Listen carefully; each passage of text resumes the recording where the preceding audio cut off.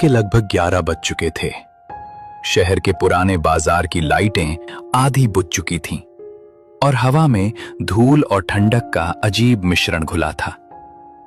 इसी बाजार के कोने पर बना था पुराना रिक्शा स्टैंड, जहां रात को सिर्फ कुछ ही रिक्शा वाले नजर आते थे। आरव एक निजी बैंक में काम करने वाला युवक। उसे अचानक ही एक जरूरी कागजात के लिए देवगढ़ गांव जाना था, जो शहर से करीब 30 किलोमीटर दूर था। थोड़ी देर बाद आरव शहर में जो पुराना रिक्शा स्टैंड था वहां पहुंच गया। पास ही में जो चाय की टपरी थी, वहां कुछ रिक्शा चालक बैठ के चाय पी रहे थे।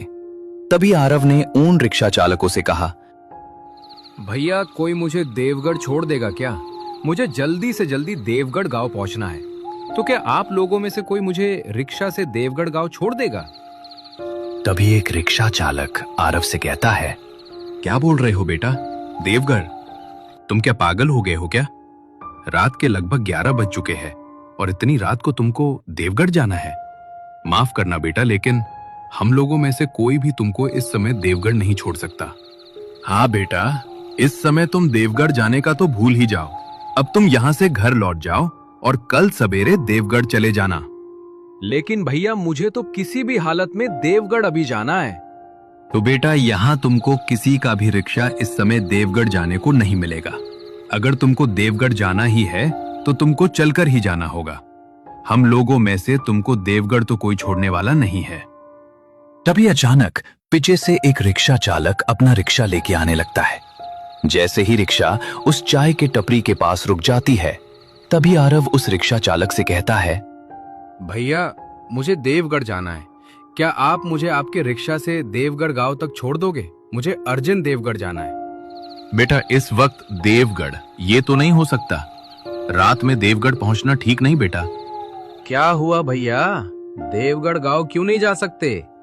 क्या देवगढ़ गांव का रास्ता खराब है क्या?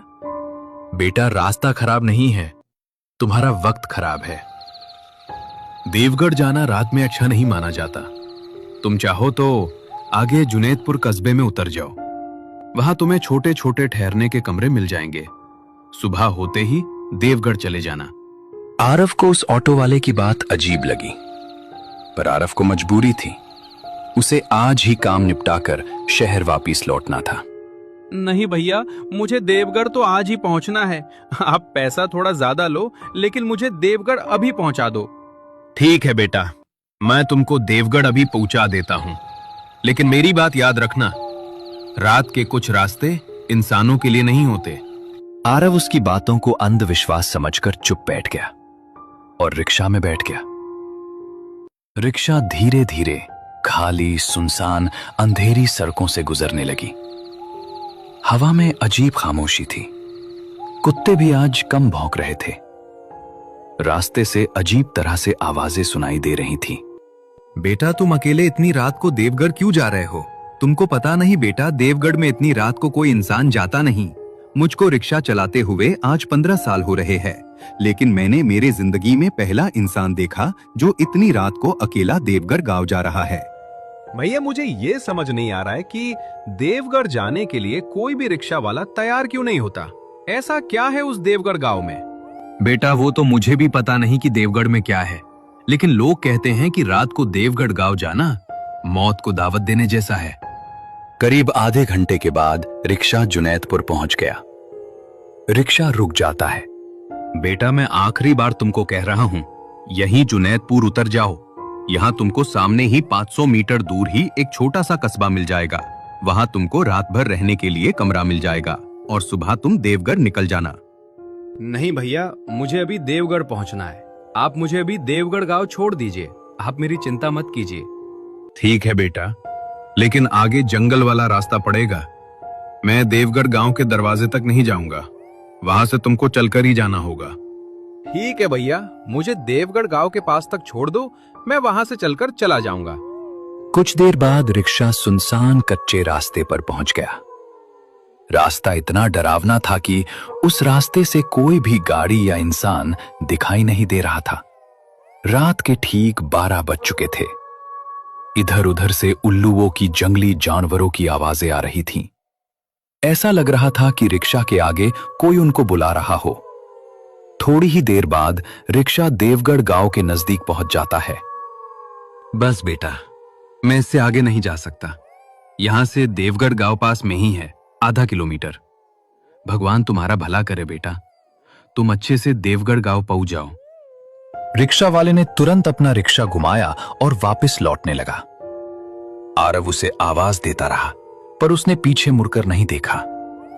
अब आरव अकेला था। रास्ते के दोनों तरफ ऊंचे ऊंचे पेड़ थे।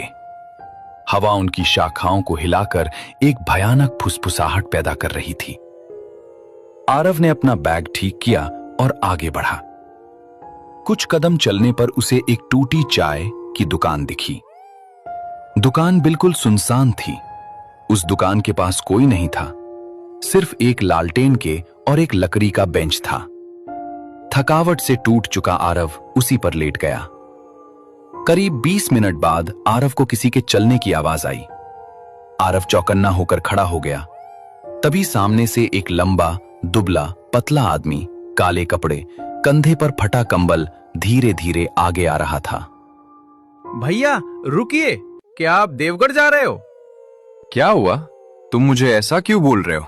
भैया मुझे देवगढ़ जाना है। रात में अकेले रुकना मुश्किल है। अगर आप देवगढ़ गांव जा रहे हो तो मुझे अपने साथ ले चलिए। मेरे साथ चलना है तो मेरी बातें माननी होंगी, नहीं तो तुम्हारी लौटने की सुबह नहीं होगी। आरव डर गया, लेकिन उसके ऊपर मजबूरी थी। इसके कारण उसने हां कर दी। ठीक है भैया, आप जो कहोगे मैं वही करूंगा। बस मुझे देवगढ़ गांव तक आपके साथ आने दो। ठीक है, तो आ जाओ मेरे साथ साथ। और हाँ, भूल कर भी पीछे मुड़कर मत देखना। क्यों भैया, क्या होगा अगर मैंने पीछे मुड़कर देखा तो? मैंने तुमको पहले ही बताया था कि मैं जो कहूंगा वो तुमको करना होगा, तो भी तुम मेरे बात को काट रहे हो। अगर मेरे साथ चलना है तो मैं जैसा बोलूंगा वैसा तुमको करना पड़ेगा, नहीं तो मैं चला। ठीक है भैया, मैं अब कुछ नहीं बोलूंगा और आपकी हर बात मानूंगा।